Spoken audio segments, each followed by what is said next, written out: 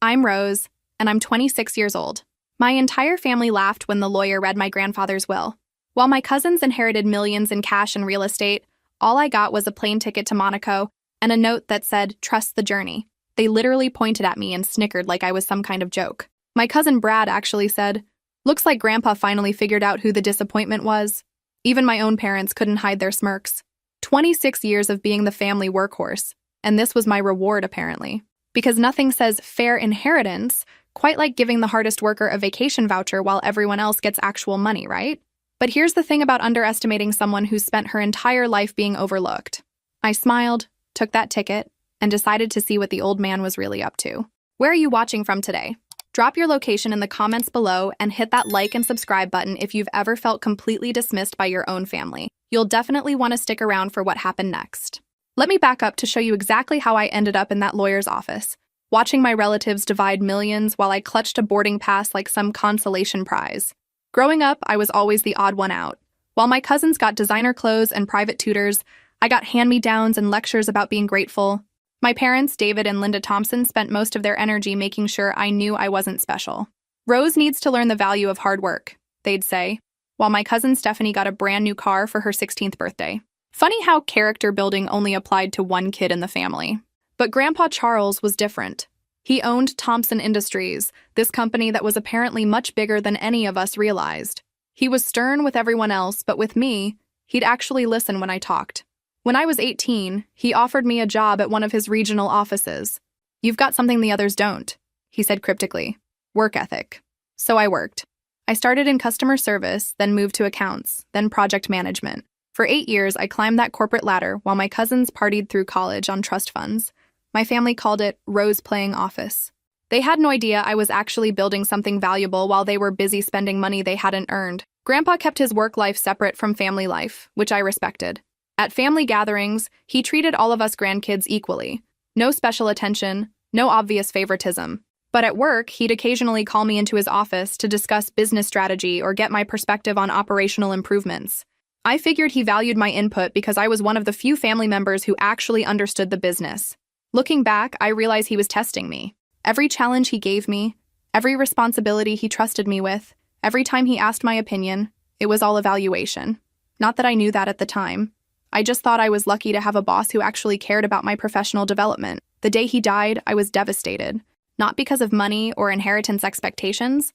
I honestly never thought about that stuff. I was heartbroken because he was the only person in my family who seemed to actually see me as an individual, rather than just the responsible one they could dump tasks on. 3 weeks later, we all gathered in that mahogany-paneled conference room. The lawyer, Mr. Patterson, opened his briefcase with all the ceremony of a royal announcement.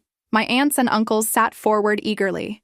My cousins whispered about vacation plans they'd make with their windfalls. "To my grandson Bradley," Patterson began, "I leave the sum of $2 million. Brad pumped his fist like he'd won the lottery. "To my granddaughter Stephanie, I leave the Malibu beach house and $1 million. Stephanie actually squealed, because nothing says mature heir like squealing over inherited money you didn't work for. The list continued. Cash, properties, investment portfolios. Everyone got something substantial, something that would change their lives forever. Then Patterson looked directly at me. "And to my granddaughter Rose," he paused dramatically, "I leave this envelope with instructions that she must travel to Monaco immediately." The room exploded in barely contained laughter. My Aunt Margaret whispered loudly, "Well, at least she gets a vacation." Uncle Robert shook his head sympathetically like I was some charity case. The pity in their eyes was almost worse than the laughter, honestly. Inside the envelope was a first-class plane ticket to Monaco, a hotel confirmation for one night at the Hotel Hermitage, and a handwritten note in Grandpa's careful script. "Rose, trust the journey. Present this letter at the Prince's Palace tomorrow at noon. Ask for Henri. Tell him Charles sent you. Your real inheritance awaits." That was it. No explanation, no apology for leaving me practically nothing while everyone else became millionaires overnight. But standing there, watching my family's smug faces, something clicked. Grandpa wasn't cruel. He was the smartest businessman I'd ever known. If he left me a puzzle instead of a check, maybe there was more to this story than anyone realized. After all, the man who built a business empire probably didn't make random decisions about anything, especially not his life's work. The flight to Monaco gave me 12 hours to think, and honestly, I spent most of it questioning my sanity. Here I was, flying first class to one of the world's most expensive destinations, with exactly $400 in my checking account, and no plan beyond showing up at a palace with a mysterious note. Not exactly what you'd call a solid financial strategy. The flight attendant kept refilling my champagne like I belonged in first class.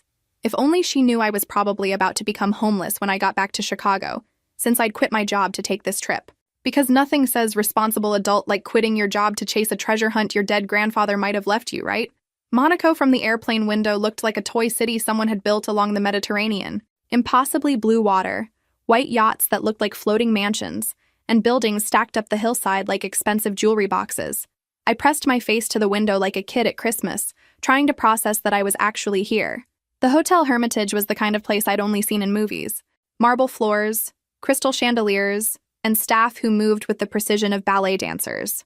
When I approached the front desk with my confirmation, the concierge's eyes widened slightly. "Ms. Rose Thompson," he said, consulting his computer screen. "Yes, you're in the Princess Grace suite. Your grandfather made these arrangements personally 2 months ago." 2 months ago.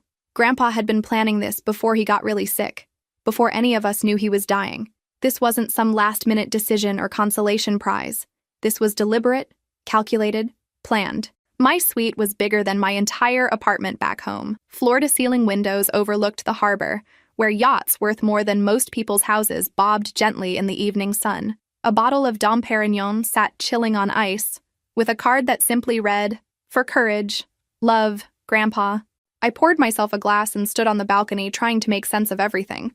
Below me, people in designer clothes strolled along the waterfront like money was never a concern. Sports cars that cost more than houses purred through streets lined with boutiques I couldn't even pronounce.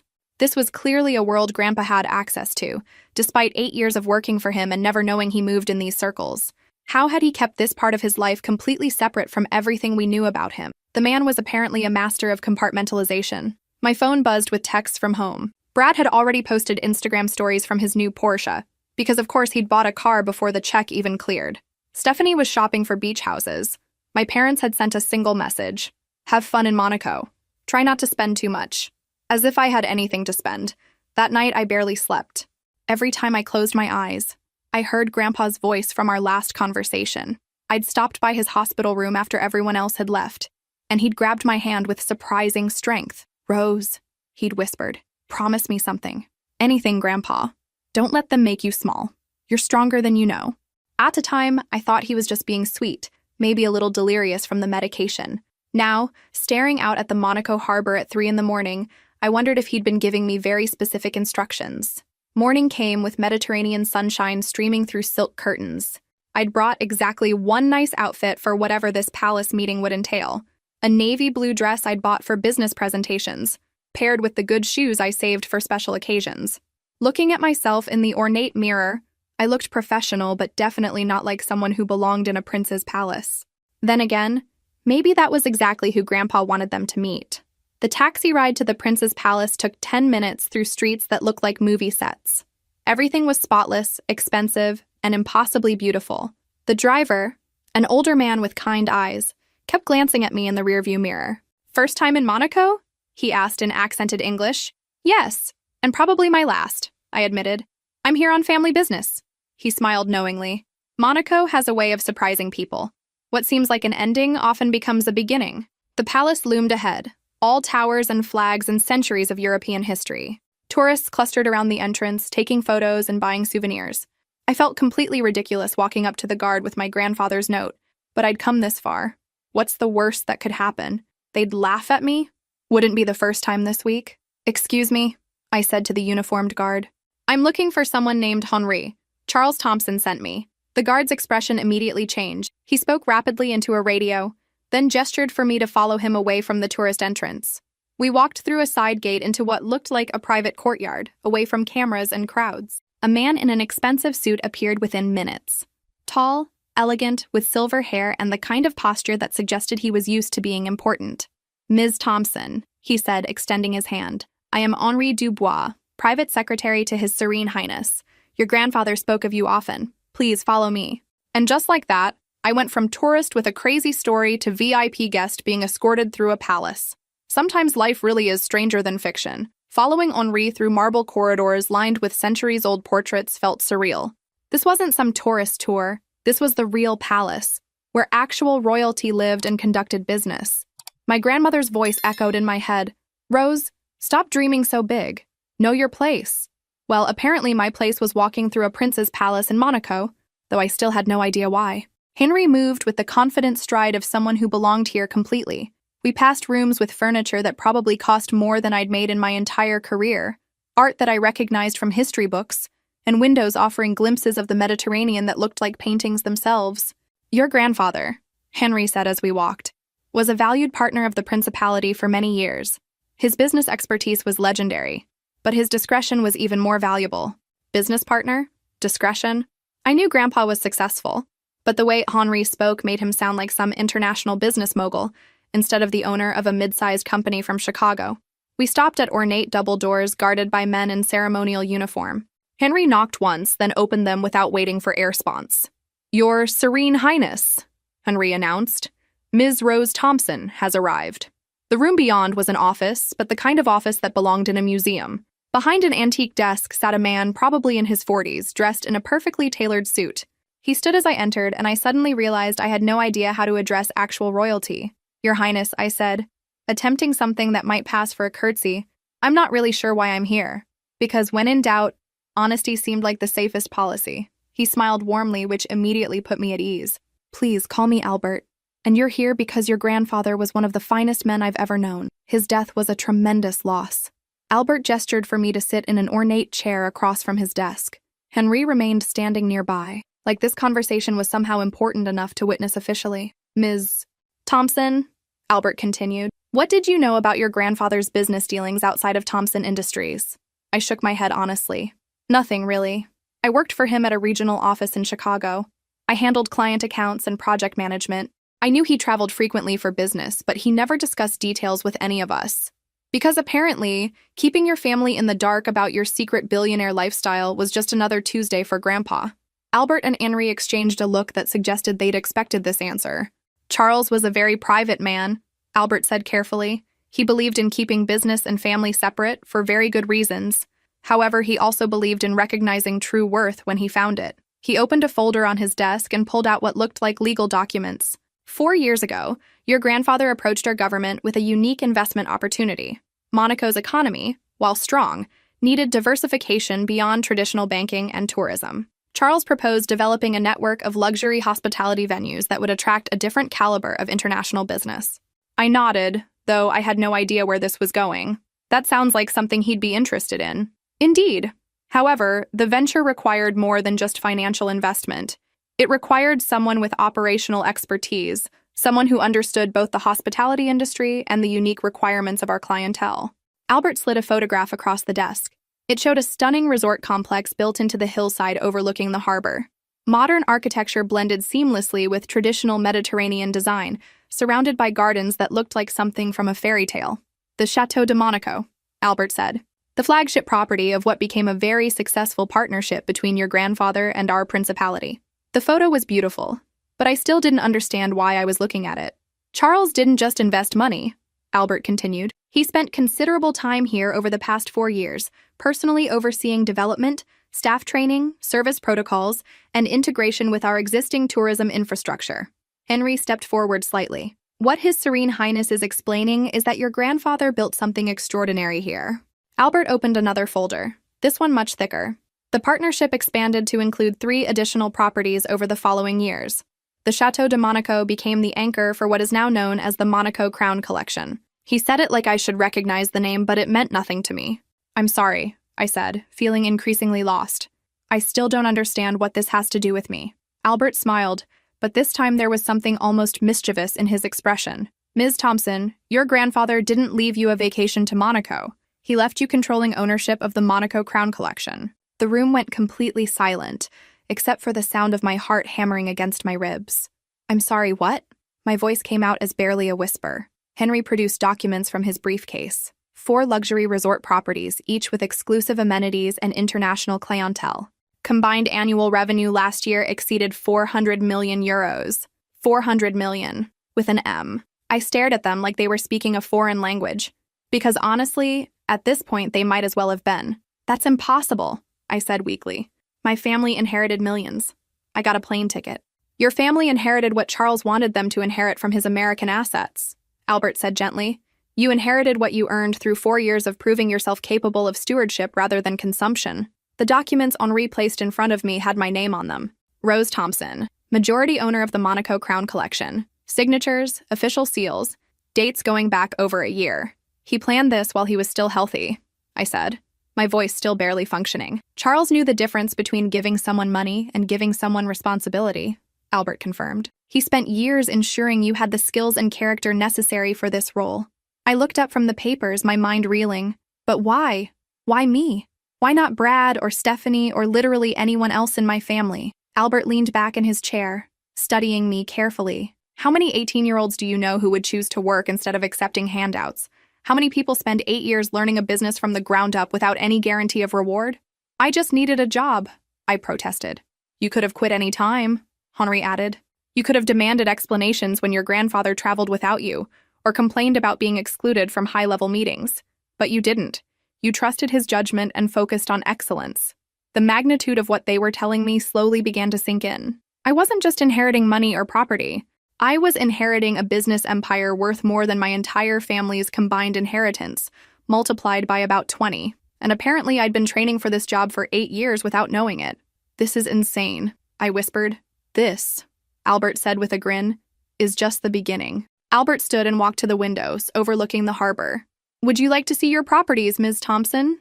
Your properties. The words hit me like physical objects. An hour ago, I'd been an unemployed woman with $400 and a mysterious plane ticket. Now I apparently owned luxury resorts worth hundreds of millions. I think I need to process this first, I said, though I was already overwhelmed. Henry poured water from a crystal pitcher into an equally elegant glass and handed it to me. The transition can feel overwhelming, he said kindly. Your grandfather anticipated this reaction. He pulled another envelope from his briefcase, this one with my name written in Grandpa's careful handwriting. At this point, I was starting to wonder if he'd written me a letter for every possible emotional state. He asked me to give you this after we explained the inheritance. My hands shook as I opened it. Inside was a letter, 2 pages of Grandpa's distinctive script. My dear Rose, it began. If you're reading this, then Henri and Albert have just turned your world upside down. I imagine you're feeling confused, possibly angry, and definitely overwhelmed. Good. That means you're taking this seriously. I looked up to find both men watching me with patient expressions. Should I read this privately? Charles asked that you read it here, Albert said. He wanted us to answer any questions you might have immediately. I continued reading, my grandfather's voice echoing in my mind with every word. For 8 years, you've shown me something your cousins never could. Genuine integrity. Not once did you ask for special treatment because you were my granddaughter. Not once did you expect rewards you hadn't earned. When other family members complained about their allowances or demanded explanations for my business decisions, you simply did your job and did it excellently. Tears started forming in my eyes, but I kept reading. The Monaco Crown Collection isn't just a business, Rose. It's a legacy built on specific principles. Excellence without arrogance, luxury without waste, profit with purpose. These aren't just hotels. They're institutions that employ hundreds of people and contribute meaningfully to Monaco's economy. The weight of responsibility hit me like a physical force. This wasn't just about money. People's livelihoods depended on these businesses. I know you feel unprepared, but you're not. Everything you've learned, every decision you've made, every crisis you've handled, all of it was preparation for this moment. You have the instincts, the work ethic, and most importantly, the character to steward this properly. My voice broke as I read the final paragraph aloud. Don't let anyone make you feel guilty for this inheritance. You earned it through 8 years of dedication, while others felt entitled to handouts. Your cousins inherited money. You inherited responsibility. Use it to build something even better than what I'm leaving you. I love you, and I'm proud of the woman you've become, Grandpa. The room was quiet for several minutes while I processed everything. Finally, Albert broke the silence. Your grandfather also left detailed transition plans. The properties currently have excellent management teams in place, so you won't be thrown into the deep end immediately. However, he believed strongly that owners should understand their businesses intimately. Henri opened a tablet and showed me what looked like an extensive schedule. We've arranged a comprehensive orientation over the next 3 weeks. You'll meet with department heads, review operational procedures, and begin learning the systems your grandfather established. 3 weeks. In Monaco. Daesh.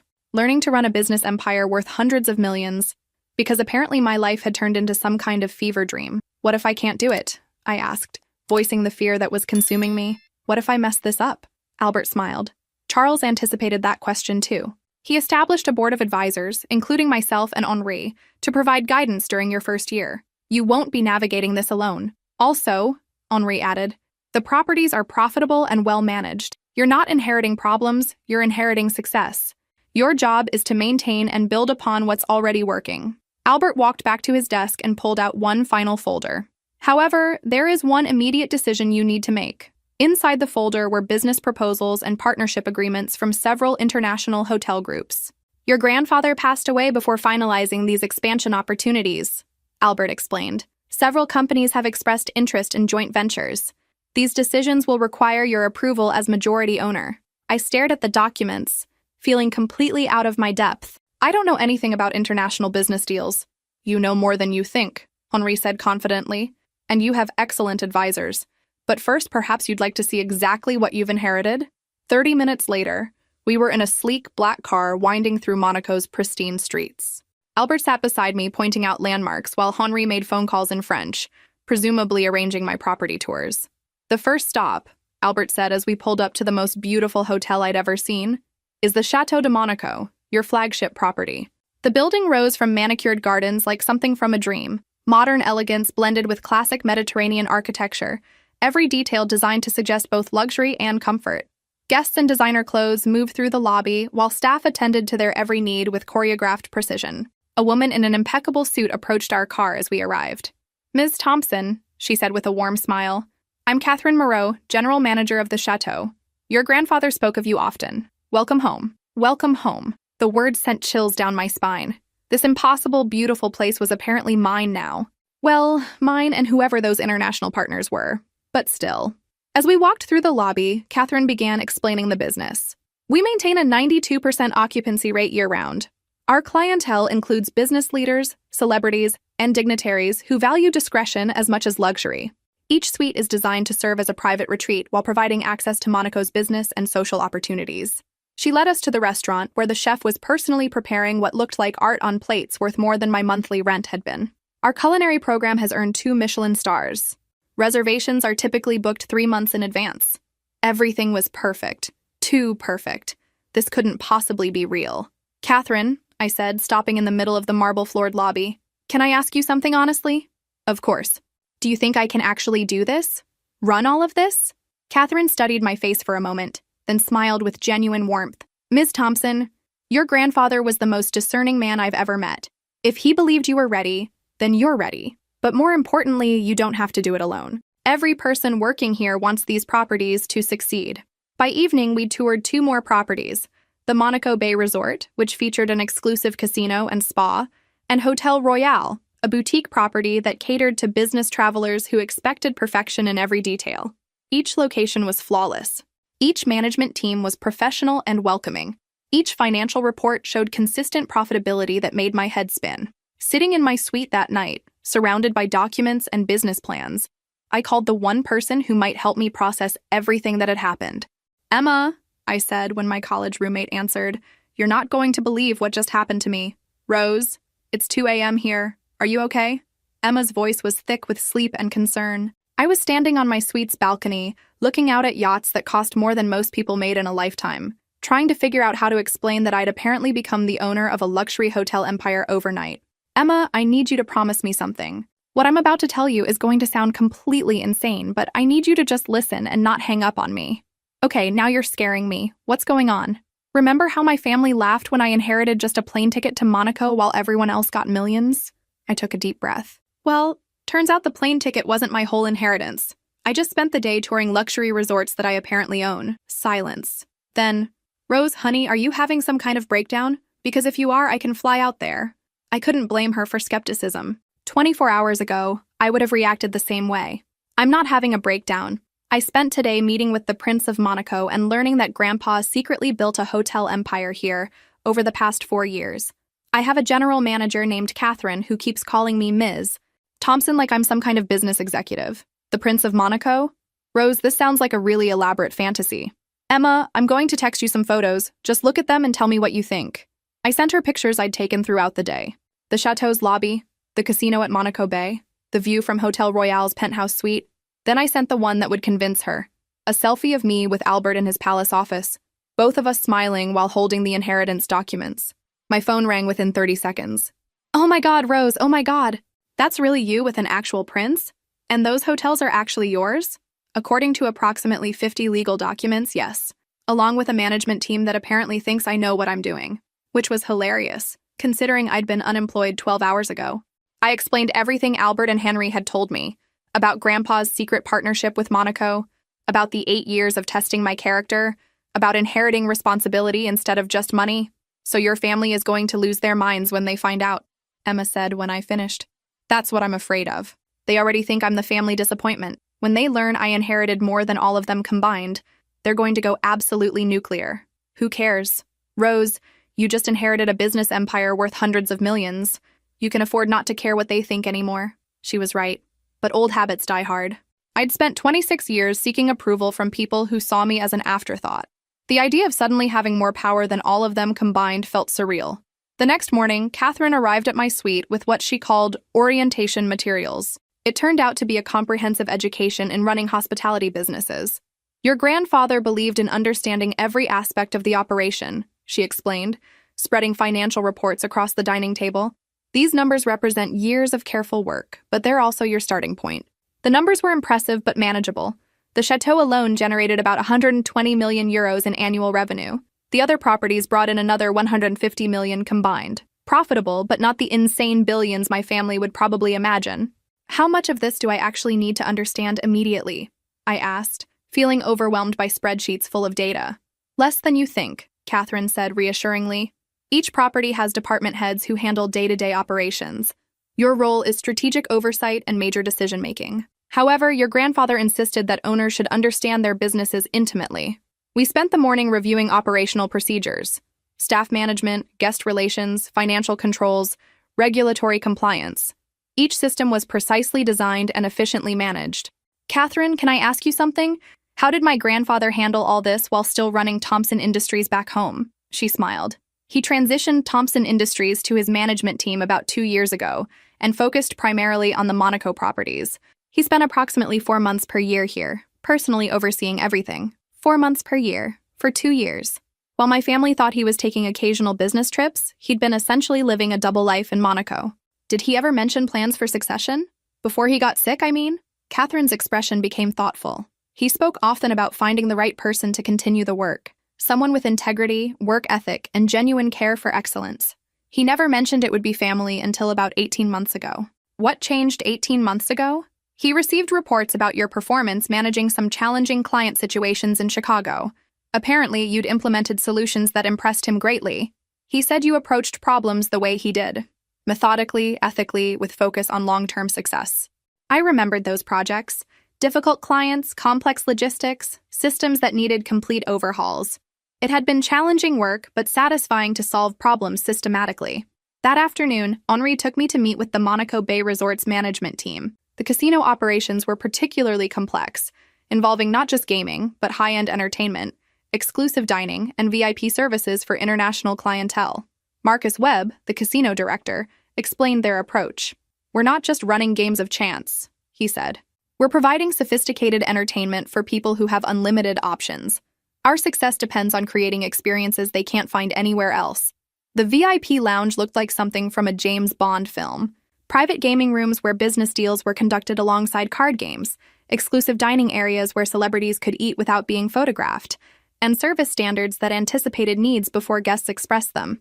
The key, Marcus explained, is discretion. Many of our clients are public figures who value privacy as much as luxury. We don't just provide gaming, we provide sanctuary. Watching the operations, I began to understand what Grandpa had built. This wasn't just about hospitality or entertainment. It was about creating spaces where powerful people could conduct business, relax, and socialize without external pressures.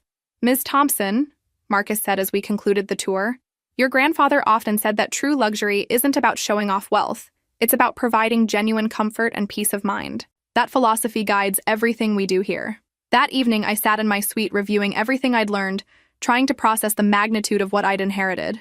Not just money or property, but responsibility for hundreds of employees, and a business philosophy that had taken years to develop. My phone buzzed with a text from my cousin Brad. "How's your consolation prize vacation going? Don't blow all your spending money in the casino. LOL." I stared at the message for a long time, trying to decide how to respond. Part of me wanted to text back a photo of the casino I now owned, just to see his reaction, but Grandpa's letter had emphasized discretion, and I was beginning to understand why. Instead, I texted back, "Having a great time, learning a lot." Let him think I was just playing tourist. Soon enough, he'd learn the truth. But for now, I had more important things to focus on than my family's reactions. Because apparently, I had a business empire to learn how to run. And honestly, I was starting to think I might actually be good at it. The third week of my orientation brought challenges that made me realize inheritance was just the beginning. Catherine had arranged meetings with business partners, government officials, and industry leaders who all expected me to seamlessly step into Grandpa's role. "The tourism board meeting is this afternoon," Catherine said over coffee in my suite. "They'll want to discuss next season's promotional initiatives and the proposed expansion of conference facilities." I nearly choked on my coffee. "They want me to discuss government tourism policy?" "Catherine, I've been a business owner for exactly 2 weeks. 3 weeks ago, I was worried about making rent." "Which is precisely why you'll do well," she said calmly. "Your grandfather always said the best business leaders are those who remember what it's like to worry about money. It keeps you focused on what actually matters." The tourism board meeting was held in a conference room overlooking the harbor, with officials who switched seamlessly between English and French. I sat at a massive mahogany table, trying to project confidence I definitely didn't feel. Minister Laurent, the head of tourism development, presented plans for expanding Monaco's appeal to international business conferences. "The Monaco Crown Collection properties would be central to this initiative," he explained. "Your conference facilities are the most sophisticated in the region." I reviewed the proposal while 8 people watched my reaction. The plan would require significant investment in new technology and facility upgrades, but the potential revenue increases were substantial. "What's the timeline for implementation?" I asked, trying to sound like someone who made major business decisions regularly, instead of someone who'd learned what revenue projections meant 2 weeks ago. "Ideally, we'd begin construction this winter and complete renovations before the spring conference season." I looked at Catherine, who nodded slightly. We'd discussed capital expenditures extensively over the past week. The Monaco Crown Collection's finances could easily support this level of investment. "I'd like to review detailed cost projections and get input from our department heads," I said. "But conceptually, I think this aligns well with our growth strategy." Minister Laurent smiled broadly. "Excellent. Charles always said you had excellent business instincts." After the meeting, Catherine and I walked along the harbor while I processed what had just happened. "Catherine, I just committed to a multi-million-euro construction project, and I have no idea if I made the right decision." "You made exactly the decision your grandfather would have made," she assured me. "Measured consideration, input from experienced staff, focus on long-term growth rather than short-term concerns. That's precisely how good business decisions get made." That afternoon brought my first real crisis. Henri called my suite, his usually calm voice edged with concern. "Rose, we have a situation that requires immediate attention. There's been an incident at Hotel Royal involving a VIP guest and potential media exposure." 15 minutes later, I was in Hotel Royal's private conference room with Henri, the hotel manager, and a woman who looked like she handled crises professionally.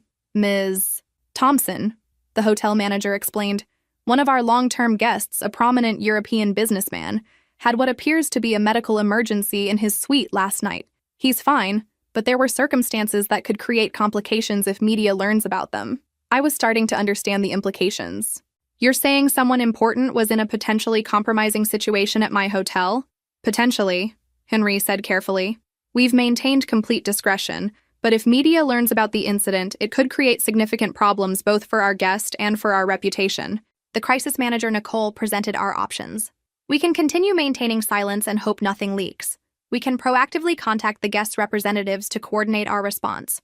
Or we can prepare statements that minimize potential damage if the story breaks." 3 options, each with different risks and consequences. I thought about what Grandpa would do, but mostly I thought about what felt right.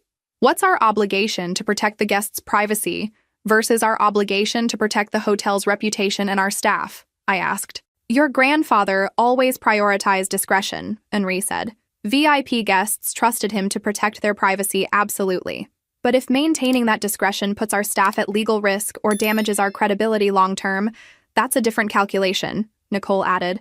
I made a decision that surprised everyone, including myself. Contact the guests' representatives directly. Offer to coordinate our response to minimize damage for everyone involved. If they're reasonable and cooperative, we protect everyone's interests. If they're not, we prioritize our staff and guests' safety over anyone's political considerations. Nicole nodded approvingly. That's exactly the right approach. Professional, ethical, and protective of your real responsibilities. The crisis resolved within hours. The guests' team was grateful for our discretion and cooperative approach. No media coverage emerged, and we established a precedent for handling sensitive situations professionally. That was masterfully handled, Henri told me afterward. You balanced competing interests perfectly. I just did what felt right, I said, though internally, I was amazed I'd managed to navigate international crisis management without completely embarrassing myself. That evening, I was reviewing expansion proposals when my phone rang, an unknown number with a Chicago area code. Hello? Rose, it's Brad. My cousin's voice sounded strange, less cocky than usual. Hey, Brad, what's up? I've been thinking about Grandpa's will. Some things aren't adding up. My stomach dropped. What do you mean? I hired a lawyer to look into the estate. Turns out Grandpa's business assets were way larger than what we inherited. Like, way larger? I'm trying to figure out what happened to the rest. I chose my words carefully. Maybe he had business obligations or debts you don't know about. That's what I thought, but my lawyer says there were significant asset transfers that happened before death. Legal transfers that aren't accounted for in the American will. The pieces were falling into place. Brad had discovered that Grandpa's wealth extended far beyond what the family inherited, and he was trying to figure out where the missing assets had gone. Brad, maybe you should talk to the estate lawyer directly instead of speculating. I did. He said all distributions were handled according to specific instructions, and everything was completely legal. But Rose, we're talking about potentially hundreds of millions that just disappeared from the estate. I closed my eyes, knowing this conversation was inevitable, but hoping I'd have more time to prepare. Maybe Grandpa had private business ventures or investments you don't know about. Rich people have complex financial structures. Maybe. Or maybe someone in the family got a lot more than the rest of us, and we just don't know it yet. The accusation hung in the air between us. Brad suspected someone had received a secret inheritance, but he didn't know it was me, yet. Brad, I think you're overcomplicating this. Business assets and personal assets are different things. Maybe what you're seeing is just complex corporate structures.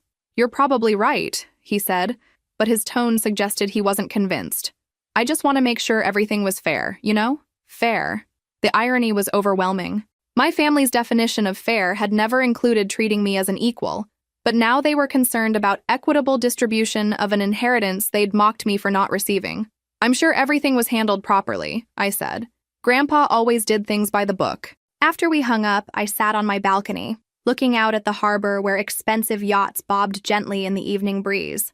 Brad's investigation was the beginning of what I knew would eventually become a family storm. When they discovered the truth about my inheritance, the people who'd spent decades treating me like an afterthought would suddenly become very interested in my opinion. But for now, I had 3 weeks of intensive business education under my belt, a crisis management success to my credit, and the growing confidence that maybe, just maybe, I could actually do this job. The little girl who'd been overlooked at every family gathering was gone. In her place was Rose Thompson, majority owner of the Monaco Crown Collection, and she was just getting started. 2 months after my life turned into something from a movie, I was finally starting to feel like I belonged in boardrooms instead of just pretending. The Monaco Crown Collection's quarterly reports showed solid profits. The tourism board expansion was proceeding smoothly, and I'd successfully navigated 3 partnership negotiations that would have made Grandpa proud. I was reviewing architectural plans for a spa renovation when Henri called with news that made my blood run cold. Rose, your cousin Brad has hired a private investigator. They've been making inquiries about Charles's business activities in Monaco. I set down my coffee carefully, trying to process what this meant. What kind of inquiries? Property records, business registrations, travel documents. They're trying to trace his activities here over the past few years. The inevitable confrontation was finally coming. I'd known this day would arrive since Brad's suspicious phone call a month ago, but somehow I'd convinced myself it might take longer. How much time do we have before they piece everything together? Not long. Monaco's business records are public, and the Monaco Crown Collection's ownership transfers were properly filed. If they're thorough, they'll have answers within days. I walked to my office window, looking down at the chateau's perfectly manicured gardens where guests sipped champagne without a care in the world. Soon, my family would know I owned not just this view, but the building, the land, and 3 other properties like it. Henri, when my family learns the truth, how bad do you think their reaction will be? Henri was quiet for a moment. Your grandfather anticipated this question. He said your family's reaction would depend entirely on whether they're more interested in money or relationships. And what did he think the answer would be? He said if they were more interested in relationships, you wouldn't be standing in his office learning about business inheritances in the first place. The brutal accuracy of that assessment hit like a physical blow. Grandpa had known exactly how this would play out, because he'd spent decades watching my family prioritize money over everything else. That evening, I called Emma to strategize. "Rose, you knew this was coming eventually," she said after I explained the situation. "The question is, are you ready for it?" "I don't know. Part of me still feels like that kid desperately trying to earn their approval. And the other part? I thought about the past 2 months. Successfully managing crisis situations, making important decisions, earning respect from international business leaders who had no idea about my family dynamics. The other part owns a business empire that generates more revenue annually than their entire combined net worth. Because honestly, the math on that was pretty satisfying. There's my girl. Rose, you're not the same person who left Chicago with $400 and a mysterious plane ticket. You've proven you can handle whatever they throw at you." She was right. But old patterns die hard. The thought of facing my family's anger and accusations still made my stomach churn. 2 days later, the call came. "Rose." My mother's voice was ice cold, more furious than I'd ever heard her. "You need to come home immediately." "Hi, Mom. What's wrong?" "Don't play dumb with me. We know." The 3 words I'd been dreading. Know what? "We know about Monaco. We know about the hotels. We know about everything you've been hiding from us." I closed my eyes, trying to center myself the way Catherine had taught me during difficult negotiations. Stay calm, gather information, respond strategically. "I haven't been hiding anything, Mom. I've been learning to manage the inheritance Grandpa left me." "Inheritance?" Her voice reached a pitch that probably scared nearby wildlife. "You call stealing millions from your family an inheritance?" "I didn't steal anything. Grandpa made his own decisions about his assets. Because apparently, making smart business decisions for your own money counts as theft when your family feels entitled to it.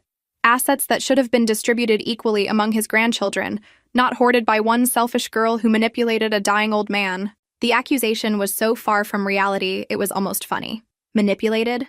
I'd spent 8 years working harder than any of them while asking for nothing beyond my salary. "Mom, I never asked Grandpa for anything beyond my paycheck. I had no idea this inheritance existed until Henri explained it to me." "Henri? You mean the man who helped you orchestrate this whole scheme?" I could hear voices in the background. The entire family was apparently gathered for this confrontation, probably planning their strategy like some kind of dysfunctional war council. Because nothing says loving family like a group planning session to attack the one member who actually worked for what she got. There was no scheme. Grandpa made these arrangements years ago, completely independently. "We're flying to Monaco tomorrow," Mom announced. "All of us. And you're going to explain exactly how you stole our inheritance, and then you're going to fix this." The line went dead before I could respond. I sat in my office for several minutes processing the conversation. They weren't coming to understand or congratulate me. They were coming to demand what they believed was rightfully theirs. Henri knocked on my door within the hour. "I assume you've heard from your family? They're flying here tomorrow to confront me about stealing their inheritance." Charles anticipated this reaction precisely. He left very specific instructions for this scenario. Henri handed me another envelope with my name in Grandpa's handwriting. At this point, I was starting to wonder if he'd written contingency letters for every possible family crisis. The man was apparently a master of long-term planning. "My dear Rose," the letter began, "if you're reading this, your family has discovered your inheritance and reacted exactly as I expected. They're probably accusing you of manipulation, theft, or worse. They've likely hired lawyers and are demanding explanations that will satisfy their sense of entitlement." Even from beyond the grave, Grandpa understood my family better than I did. What they don't understand is that this inheritance was never about money. It was about finding someone worthy of responsibility. You earn this through character, not birthright. However, they will never accept this explanation because accepting it would require acknowledging their own choices over the past 8 years. The letter continued with detailed instructions for handling their confrontation, including legal documentation proving every aspect of the inheritance was legitimate and planned years in advance. "Remember, Rose, you owe them no explanations beyond what's legally required. You owe them no apologies for gifts they were never entitled to receive. Most importantly, you owe them no access to assets you've earned through years of dedication." That night, I prepared for their arrival with the same systematic approach I'd learned to apply to business challenges. Catherine arranged a conference room at the chateau for the meeting. Victoria, the legal counsel Grandpa had recommended, flew in from Paris with documentation supporting every aspect of the inheritance structure. The key, Victoria explained during our preparation meeting, is maintaining control of the narrative. They'll try to make this emotional, accusatory, personal. You keep it factual, legal, and professional. What if they threaten to sue? Let them. Every document supporting this inheritance was prepared by the most respected legal minds in Monaco and France. Any legal challenge would be expensive, time-consuming, and ultimately unsuccessful. As I finally fell asleep in my suite that night, I realized something had fundamentally shifted inside me. 2 months ago, the thought of my family's anger would have sent me into panic mode, desperately searching for ways to appease them. Now I felt something closer to pity. They were so focused on what they believed they deserved that they couldn't see what they'd actually lost. A relationship with the one family member who genuinely cared about them despite everything. What do you think will happen next? My family arrived in Monaco like an invasion force. Brad, Stephanie, my parents, and even Uncle Robert, who'd apparently taken time off work to join their mission of reclaiming what they considered stolen money. I watched from my office window as they climbed out of taxis at the chateau's main entrance, their expressions ranging from barely contained rage to obvious awe at the property's magnificence. Stephanie actually stopped mid-stride to stare at the lobby's crystal chandeliers before remembering she was supposed to be furious. Because nothing says righteous indignation quite like pausing to gawk at expensive decor. They'd demanded a meeting at 2 p.m. sharp, as if I were an employee they could summon rather than the owner of the building they were standing in. I'd agreed to the time but set my own terms. Professional conference room, legal counsel present, hotel security nearby. Catherine escorted them to the conference room while I made final preparations with Victoria. Through the security monitors, I could watch my family's reactions as they realized exactly how luxurious my little inheritance actually was. "Rose," Victoria said, reviewing her notes, "remember that you control this meeting. You're not defending yourself against accusations. You're informing them of facts they apparently didn't understand." At exactly 2 p.m., I walked into the conference room. My family sat on one side of the mahogany table like opposing counsel, their faces a mixture of anger, greed, and barely concealed amazement at their surroundings. "Thank you for coming," I said calmly, taking my seat across from them. "I understand you have questions about Grandpa's business arrangements." "Questions?" Brad's voice cracked with indignation. "We have a lot more than questions, Rose. We have proof that you manipulated our dying grandfather into giving you assets worth hundreds of millions that should have been distributed among all of us."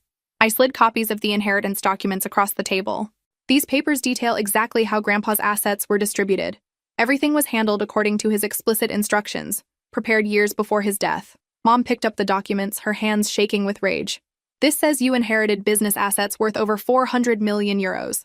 400 million, Rose. While the rest of us got a few million each. That's correct. Because honestly, what else was there to say? How is that fair?" Stephanie's voice pitched higher with each word. "How is giving one person almost everything while the rest of us get scraps even remotely fair?"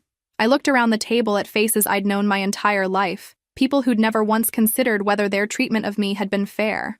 "Stephanie, when was the last time you asked whether anything in our family was fair? When you got a brand new car for your 16th birthday while I worked part-time to buy my own? When Mom and Dad paid for your college while I relied on scholarships and loans? When you all went on vacations I couldn't afford to join?" "That's completely different," Dad interjected.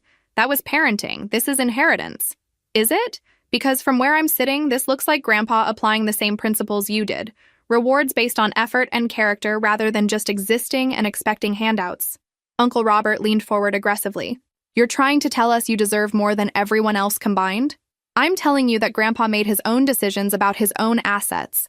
Decisions based on 8 years of watching how each of us handled responsibility. While you all treated him like a personal ATM, I might add, but I kept that observation to myself," Victoria smoothly interjected. "Perhaps we should review the timeline of these arrangements." She opened her briefcase and pulled out additional documentation. The Monaco Crown Collection Partnership began 4 years ago. The inheritance structure was finalized 2 years ago. Every aspect was planned and documented well before Charles Thompson's final illness. 2 years ago? Mom's face went pale. "He planned this 2 years ago?" "According to these documents," Victoria continued, "Mr. Thompson spent considerable time evaluating each grandchild's character, work ethic, and approach to responsibility. His decision was based on observable patterns over multiple years." Brad slammed his hand on the table. "This is ridiculous. She's not more deserving than the rest of us just because she worked for him. Actually, I said quietly, let me ask you something, Brad. In the 8 years I worked for Grandpa, how many times did you visit him at the office? How many times did you ask about his business or offer to help with anything? Brad's face reddened, but he didn't answer. I'll tell you. 0. You visited 0 times. You never asked about his work, his challenges, his goals, or his health unless it was Christmas or his birthday and you needed money for something. I turned to Stephanie. What about you? When did you last have a conversation with Grandpa that wasn't about money you needed or problems you wanted him to solve? The silence was deafening. Here's what you all don't understand, I continued, feeling 8 years of suppressed frustration finally finding its voice. This inheritance wasn't a gift. It was recognition of a relationship you chose not to build. That's not true, Mom protested weakly. We all loved your grandfather. Did you? Because love involves interest, effort, and presence. When was the last time any of you spent time with Grandpa when you weren't asking for something? Victoria placed additional documents on the table. These are detailed records of interactions between Charles Thompson and each family member over the past 8 years. Visits, phone calls, business discussions, personal conversations. The pages showed exactly what I'd described. Years of one-sided relationships where my family contacted Grandpa only when they needed something, while I'd built genuine connection through shared work and mutual respect. This is ridiculous.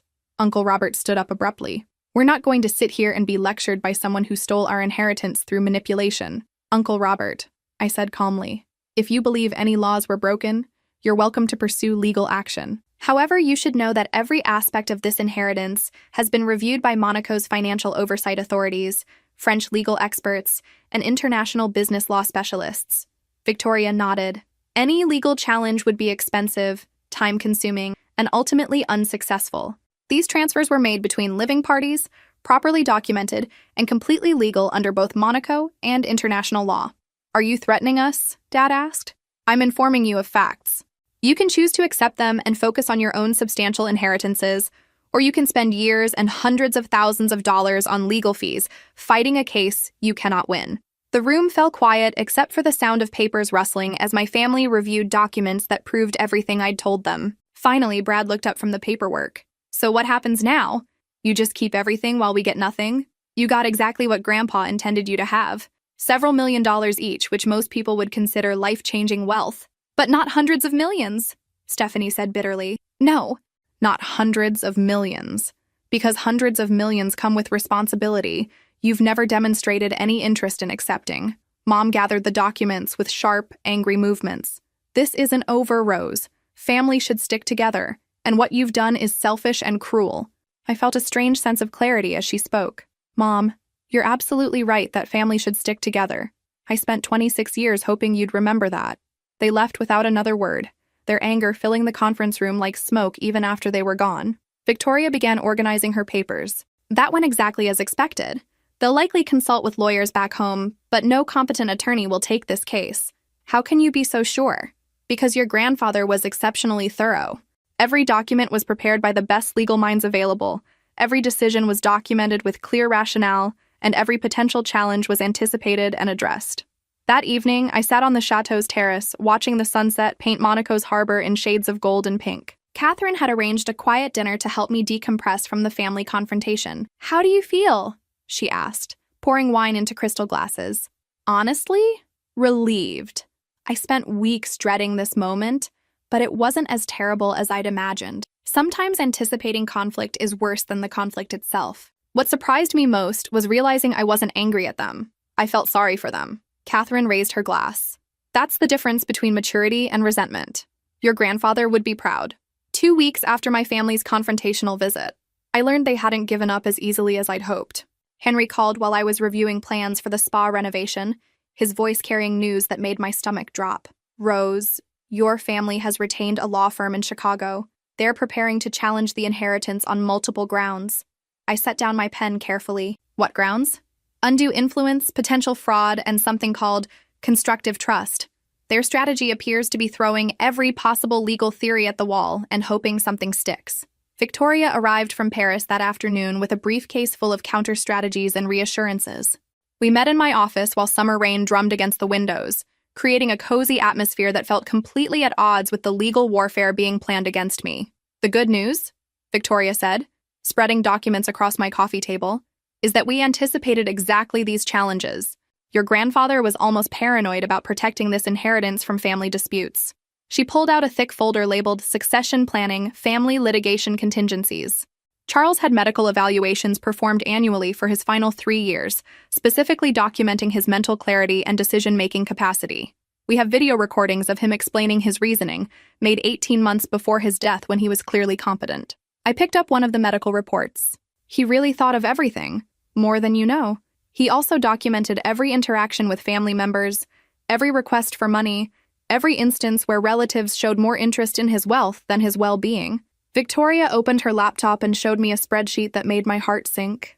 It tracked 8 years of family interactions with brutal precision: dates, participants, topics discussed, requests made, follow-up actions taken. Rose, Victoria said gently, this data tells a very clear story about who invested in genuine relationships versus who treated your grandfather as a source of funding. The numbers were devastating. Brad had contacted Grandpa 38 times in 8 years. 35 of those contacts involved requests for money. Stephanie's record was even worse: 29 contacts, 27 financial requests. My record showed the opposite pattern: hundreds of interactions, the vast majority work-related or purely personal conversations with no requests for anything. But the most important protection, Victoria continued, is the structure itself. The Monaco Crown Collection isn't just an inheritance, it's an active business partnership with the Principality of Monaco. Disrupting that partnership would require not just American legal action, but international cooperation that simply isn't available. Over the following days, Henri provided regular updates on my family's legal maneuvering. They'd hired investigators to research my relationship with Grandpa, looking for evidence of manipulation or coercion. They'd contacted Monaco's authorities claiming I was hiding assets that should have been part of the American estate. Each attempt failed more spectacularly than the last. American courts have no jurisdiction over Monaco business partnerships that were established years ago, Henri explained during one of our daily briefings, and Monaco's authorities found their claims so baseless they declined to even open an investigation. But the psychological toll was exhausting. Knowing my own family was actively trying to destroy my life, spending tens of thousands of dollars on lawyers to take away something I'd earned through years of dedication. Emma called regularly to provide support and perspective. Rose, you have to stop taking this personally. How can I not take it personally? These are people I've loved my entire life and they're treating me like a criminal? Because they can't accept that you succeeded where they failed. It's easier to believe you cheated than to acknowledge their own choices. She paused. Plus, let's be honest, your success is making them look pretty bad by comparison. What if they actually find some legal loophole? What if some court decides I don't deserve this inheritance? Then you'll still be Rose Thompson, the woman who successfully managed a multi-million-euro business empire for months. The woman who earned respect from international leaders and made decisions that improved people's lives. That's not something anyone can take away from you. Emma was right, but the constant legal pressure was affecting my work. I found myself second-guessing decisions, worried that anything I did might be used as evidence against me later. Catherine noticed my distraction during a department heads meeting. Rose, you seem preoccupied. Is everything all right? I explained my concerns about the ongoing legal threats and their potential impact on the business. May I make a suggestion? She said after I finished. Your grandfather faced similar family pressure when he first established the Monaco partnerships. His approach was to focus entirely on business success, letting excellent results speak louder than family accusations. What do you mean? The Monaco Crown Collection's performance under your leadership has been exceptional. Revenue is up 12%, guest satisfaction ratings have improved across all properties, and your business decisions have earned praise from Monaco's tourism board. She pulled out a folder containing recent business reports. You've proven your capabilities through results, not words. That's the strongest possible defense against any accusations of incompetence or manipulation. Catherine was right. While my family spent their energy on legal attacks, I'd been building something meaningful. The spa renovation was ahead of schedule and under budget. The conference facility expansion had attracted 2 major international events. Staff morale was higher than it had been in years. The next morning brought news that changed everything. Henri arrived at my office with a grim expression and a folder full of legal documents. Rose, your family's law firm has escalated their strategy. They're no longer just challenging the inheritance. They're attempting to have you declared mentally incompetent to manage the assets. I stared at him in disbelief. They're what? Their petition claims you're suffering from psychological manipulation that renders you incapable of making rational decisions about inherited assets. The accusation was so outrageous it was almost funny. Henri, I've been successfully running a business empire for months. How can anyone claim I'm mentally incompetent? Because they're desperate. Every other legal strategy has failed, so they're resorting to character assassination. Victoria arrived that afternoon with news that made me realize just how serious this had become. Rose, I need you to understand something. If they succeed with this competency challenge, even temporarily, it could trigger automatic asset protection measures while courts conduct evaluations. How long would that process take? Months, possibly longer, during which time you'd be unable to make major business decisions, sign contracts, or access certain accounts. The implications hit me like a physical blow. My family was willing to damage the business empire Grandpa had built, risk hundreds of employees' livelihoods, and disrupt Monaco's tourism partnerships, all to get money they believed they deserved. What do we do? Victoria smiled with the confidence of someone who'd anticipated this exact scenario. We use your grandfather's final contingency plan, the one he hoped we'd never need, but prepared just in case your family became truly desperate. Victoria's briefcase contained what looked like enough legal documentation to fill a small library. Your grandfather called this the comprehensive response, she said, spreading papers across my office floor because the desk wasn't large enough. He hoped it would never be necessary, but he knew your family well enough to prepare for the worst possible scenario. I picked up a folder marked Family Financial History, Confidential. Inside were bank records, legal documents, and what looked like private investigator reports spanning decades. Rose, what I'm about to show you will fundamentally change how you view your family's relationship with your grandfather. Are you prepared for that? I nodded, though I wasn't sure anything could be more devastating than watching my relatives try to have me declared mentally incompetent. The first document was a series of bank transfers from 15 years ago. Brad had gotten into serious financial trouble during college, gambling debts that had escalated to the point where he was receiving threats. Mysterious payments had cleared his debts just before legal action began. Grandpa was bailing him out? I whispered. Every few months for years, Brad never knew where the payments came from, but he never questioned them either. The next file contained records showing that Stephanie had defaulted on multiple credit cards and car loans over the past decade. Each time, payments appeared from anonymous sources, just before collections agencies got involved. But the folder that made my hands shake contained documents about my parents. Business loans, mortgage payments, tax obligations, all showing a pattern of financial rescue payments from Thompson Business Trust. My parents have been receiving financial assistance for years, I said, my voice barely audible. They never told me. Your grandfather provided over $2 million in combined assistance to your family members over the past decade, Victoria said gently. Each instance involved preventing serious financial consequences for poor decision-making. I stared at the paperwork, trying to process the implications. While I'd been working multiple jobs to afford college and living expenses, my family had been secretly receiving hundreds of thousands in assistance from Grandpa. There's more, Victoria said gently. The final folder contained what looked like a complete financial audit of my entire extended family. Investment losses, business failures, legal settlements, every major financial crisis my relatives had faced over the past decade, all quietly resolved through assistance that I now realized had come from Grandpa. He saved all of them, I said. Multiple times. And here's what makes this information legally powerful, Victoria continued. Each instance of assistance came with conditions that your family agreed to but never fulfilled. She showed me signed agreements where Brad promised to attend financial counseling, Stephanie committed to debt management programs, and my parents agreed to business oversight. None of these promises had been kept. Furthermore, Victoria continued, each assistance package included clauses stating that future inheritance considerations would depend on demonstrated financial responsibility and family relationship quality. I stared at the contracts my family had signed without apparently reading carefully.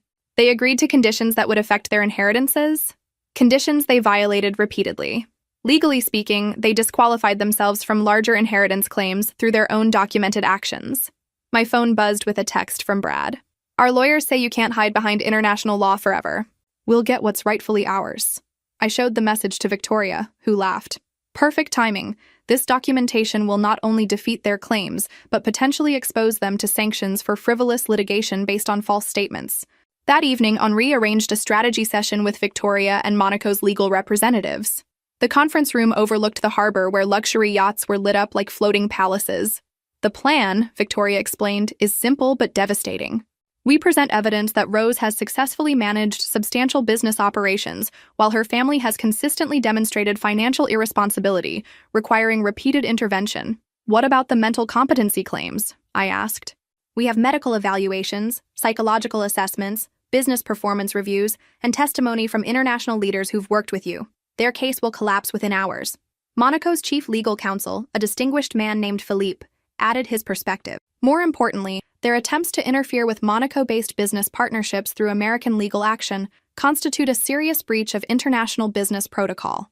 Our government is prepared to respond appropriately if this harassment continues. What does that mean for my family? It means, Philippe said with a slight smile, that their legal team is about to discover that some fights are much bigger than they anticipated. The next morning, I woke up feeling calmer than I had in weeks. Today would end the legal warfare once and for all. My family would finally learn the truth about their own financial history and their grandfather's years of secret support. Catherine brought coffee and croissants to my suite, along with the morning's business reports. Ready for this to be over? More than ready. For the first time since this started, I feel like we're the ones holding all the cards. Your grandfather always said the truth was the strongest possible weapon in any conflict. I looked out at the Mediterranean, where morning sun was turning the water into liquid gold. Catherine, do you think my family will ever understand why Grandpa made the choice he did? Understanding would require accepting responsibility for their own actions. Some people simply aren't capable of that level of honesty. She was right. My family's entire identity was built around being victims of circumstances beyond their control. Accepting that they'd created their own financial problems would mean acknowledging they'd wasted decades blaming others for their failures. The legal response was scheduled to be filed that afternoon. I sat in the chateau's legal conference room, surrounded by the best legal representation available, preparing to end this war once and for all. My family had no idea what was about to hit them. The phone call from my family's attorney came at exactly 3 p.m. Monaco time. Victoria answered on speakerphone while Henri and I listened from my office. Ms. Dubois, the American lawyer said, his voice tight with barely controlled frustration, we need to discuss a resolution to this matter immediately. I'm listening, Victoria replied smoothly. Your client's legal team has provided documentation that complicates our case significantly. My clients were not fully aware of certain aspects of their financial history with the deceased. I had to bite my lip to keep from laughing. The man sounded like he'd just discovered his clients had been lying to him for months. By complications, do you mean the $2 million in undisclosed financial assistance your clients received over the past decade? Victoria asked sweetly. Among other things, yes. We need to discuss terms for withdrawing our petition. Terms? Victoria's voice carried just the right amount of surprise. Mr.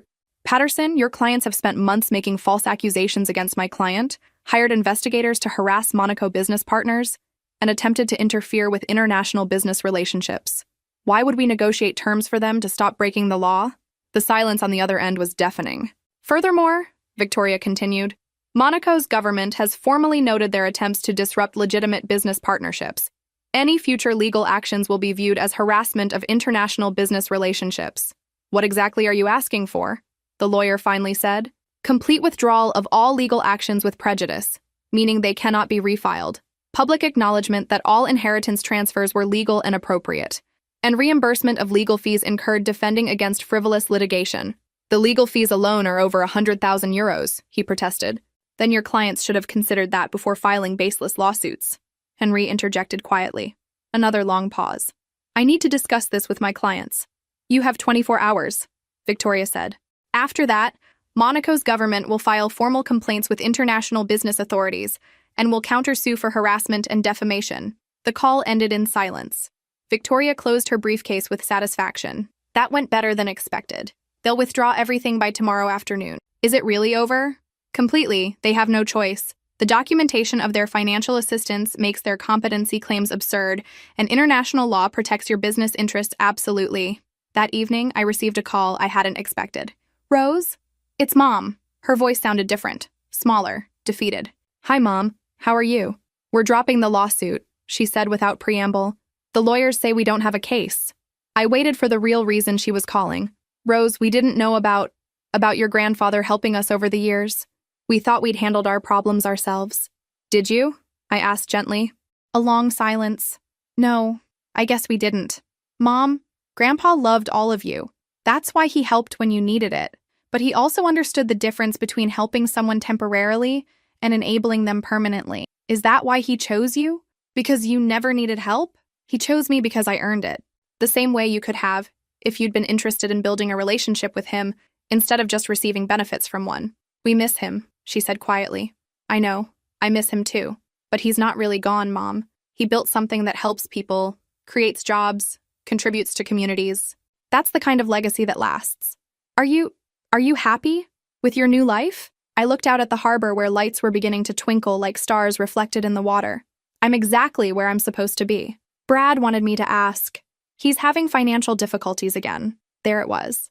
Even in defeat, even in apology, the real purpose always came down to money. Mom, I'm not Grandpa. I don't rescue family members from consequences of their own choices. But he's family. So am I. And family means supporting each other's growth, not enabling each other's failures. We spoke for a few more minutes before ending the call. I felt a strange sense of peace about the conversation. For the first time in my life, I'd spoken to my mother as an equal, rather than as someone desperately seeking approval. The legal documents withdrawing all claims arrived by express delivery the next morning, signed by all family members and notarized. Victoria reviewed them carefully before declaring the matter officially closed. "Congratulations," she said. "You're now free to focus entirely on building your business without legal distractions." That afternoon, Albert called to invite me to lunch at the palace. We ate on a terrace overlooking the harbor, discussing everything except the legal battle that had just ended. "Rose," he said over coffee, "I wanted to ask you something personal." "Of course.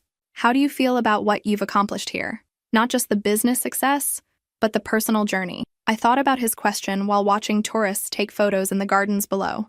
A year ago, I was an unemployed woman from Chicago who'd never made a decision more important than what to have for lunch. Now I'm making choices that affect hundreds of people's livelihoods and contribute to Monaco's economy. And does that feel overwhelming? "It feels right," I said, surprising myself with the certainty in my voice. "For the first time in my life, I feel like I'm exactly where I belong." Albert smiled. "Your grandfather would be very proud." 6 months later, I was reviewing plans for a second spa facility when Catherine knocked on my office door. "Rose, there's someone here to see you, your cousin Brad." I looked up in surprise. "Is he with lawyers?" "No, he's alone, and he looks different." I found Brad in the lobby, wearing a simple business suit instead of the designer clothes he usually favored.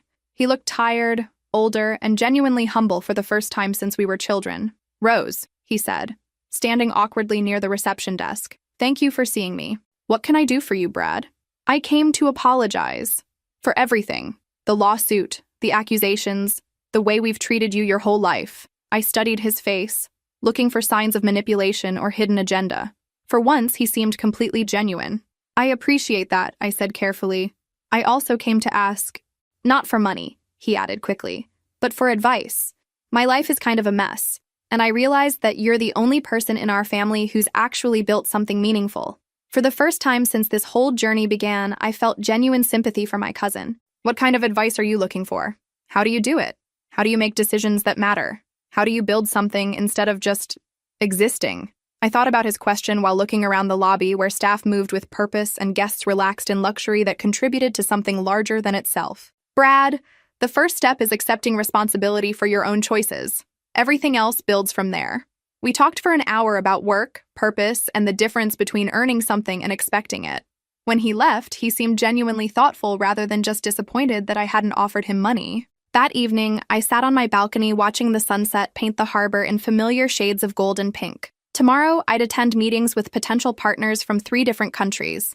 Next week, I'd travel to Paris to present Monaco's tourism initiatives to the European Union. My phone buzzed with a message from Emma. "Saw the article about the Monaco crown collection in Forbes. My best friend is basically famous now."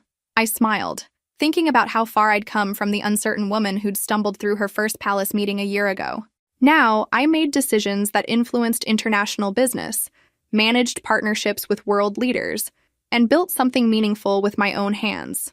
As harbor lights began twinkling like stars reflected in the water, I realized I'd finally found what I'd searched for my entire life, a place where I belonged completely, not because of family connections or inherited expectations, but because I'd proven myself worthy through character and capability. 18 months after my life turned into something from a fairy tale, I was reviewing proposals for a new resort development when Henri arrived with news that made me set down my pen in surprise. "Rose, the Principality of Monaco would like to offer you something quite extraordinary." I looked up from the architectural drawings spread across my desk. "More extraordinary than inheriting a business empire?" Henri smiled and pulled out an ornate folder bearing Monaco's official seal. "Full Monaco citizenship, including permanent residency and all associated privileges." The words hit me like a physical impact. Monaco citizenship was notoriously exclusive, limited to a handful of people annually and typically requiring decades of residence. But I've only been here 18 months. You've contributed more to Monaco's economy and international reputation in 18 months than most residents contribute in decades. The Tourism Board, the Gaming Commission, and the Business Development Council have unanimously recommended you for expedited citizenship. Henry opened the folder, revealing official documents with Monaco's governmental seals. Your business improvements have created over 150 new jobs. Your international partnerships have brought new tourism revenue. Your discretion and professionalism have enhanced Monaco's reputation among the global business community. I stared at the citizenship papers, trying to process the magnitude of what he was describing. Henry, I just ran the businesses Grandpa left me. I wasn't trying to transform national economics, which is precisely why your contributions have been so effective. You focused on excellence rather than recognition. He pulled out one final document that made me laugh with genuine surprise. Prince Albert would also like to offer you appointment to Monaco's Economic Development Advisory Board, consulting on international business policies. 18 months ago, I'd been an unemployed woman from Chicago, with $400 and a mysterious plane ticket. Now the Prince of Monaco wanted me to help shape national economic policy. This is insane, I said, echoing my reaction to learning about my inheritance. This is recognition of capability you've demonstrated consistently. That evening, I called Emma to share the extraordinary news. Rose, I can't even process this. You're going to become a citizen of Monaco and advise their government? Apparently, though I still sometimes feel like I'm pretending to be someone more impressive than I actually am. Are you kidding? You've successfully managed a business empire for over a year. You've survived family legal warfare and come out stronger. You've earned respect from international leaders who have no idea about your family background. That's not pretending, that's achieving. Emma was right. The insecure woman who'd left Chicago with a mysterious inheritance no longer existed. In her place was someone who made important decisions confidently, who'd earned her place among Monaco's business elite through merit rather than chance. A month later, I attended my citizenship ceremony in the same palace office where I'd first learned about my inheritance. Albert performed the ceremony personally, an honor typically reserved for heads of state and major cultural figures. Rose Thompson, he said formally, Monaco is proud to welcome you not just as a citizen, but as a valued contributor to our principality's future. After the ceremony, Albert and I walked through the palace gardens where tourists took photos without realizing they were watching Monaco's newest citizen stroll with their prince. Rose, may I ask you something personal? Of course. Do you ever regret the path that brought you here? The family conflicts, the legal battles, the isolation from people you'd known your entire life? I thought about his question while we walked past centuries-old sculptures and perfectly manicured lawns. Albert, I spent 26 years trying to earn approval from people who never valued me. The past year taught me the difference between being loved and being respected. And which do you prefer? I prefer being respected for who I actually am rather than loved for who I pretended to be. 6 months later, I received an unexpected phone call while reviewing proposals for expanding our conference facilities. Rose, it's Mom. I hadn't spoken to any family member since our brief conversation after the lawsuit ended. Her voice sounded different, smaller, less certain than I remembered. Hi, Mom. How are you? I've been thinking about our conversation, about everything that happened. Rose, I owe you a real apology. The words I'd wanted to hear my entire life, offered now when I no longer desperately needed them. I'm listening. We were wrong. About you, about your grandfather's decision, about how we treated you for so many years. Watching you succeed while we struggled, it made us realize how selfish we'd been. I walked to my office window, looking down at the harbor where my responsibilities and achievements had become as natural as the view itself. Mom, I appreciate you calling. Brad wanted me to ask. He's trying to start over, build something legitimate. He wondered if you might consider him for a position with your company. There it was. Even their most sincere apologies came with requests, but this time felt different. Mom, I'm not Grandpa. I don't rescue family members from consequences of their choices. Silence on the other end of the line. But, I continued, if Brad wants to apply for an entry-level position with the Monaco Crown Collection, I'd be happy to consider him like any other applicant. No special treatment, no guarantees, no safety net. Entry-level. Rose, he's family. Which is exactly why he'd start at entry-level. I won't enable the same patterns Grandpa spent years trying to break. Because honestly, if being related to me was his main qualification, that wasn't much of a resume. We spoke for a few more minutes before ending the call cordially, but with clear boundaries. I loved my family, but I wouldn't sacrifice my principles to maintain relationships built on financial dependency. That evening, I sat on my terrace, watching the sunset paint Monaco's harbor in familiar shades of gold and pink. Tomorrow, I'd attend my first Economic Development Advisory Board meeting as an official member. Next week, I'd travel to Geneva for negotiations with international tourism organizations. My phone buzzed with a message from Catherine. The conference facility expansion is booked solid for the next 18 months. Congratulations on another success.